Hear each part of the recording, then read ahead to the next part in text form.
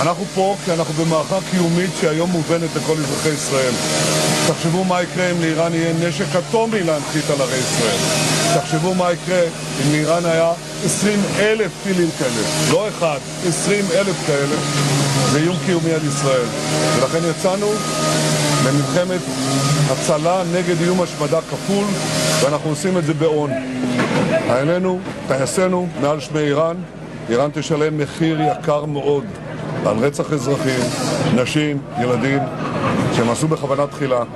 אנחנו גם נשיג את יעדינו וגם ננחית עליהם מכה אחת אפיים. הם ירגישו את נחת זרוענו. אני פה בתוך הממ"ד. יתר הדירה נפגעה. אבל מי שנמצא פה בתוך הממ"ד, בתוך החלל הזה, שום דבר, תסתכלו. אפילו התמונה נשארה שלמה. בבניין הזה בעצם הוא קיבל את ההמשך של הטיל שפגע בבניין הר וחומו.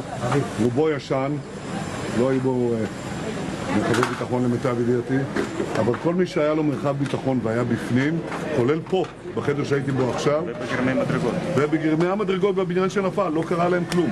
מי שהיה במרחב מוגן, ניצל. ונשמרתם מאוד על נפשותיכם, כך אתם מצילים את עצמכם. וכך אתם גם עוזרים לנו לנצח את הברברים האלה בטהרן, הם ישלמו מחיר מאוד כבד על רצח ילדים ונשים ואזרחים חפים מפשע. אנחנו נשיג את כל המטרות שלנו ונסיר את האיום הקיומי הכפול, גם של הגרעין וגם של אלפי טילים כאלה. זה לא יהיה, אנחנו מנצחים.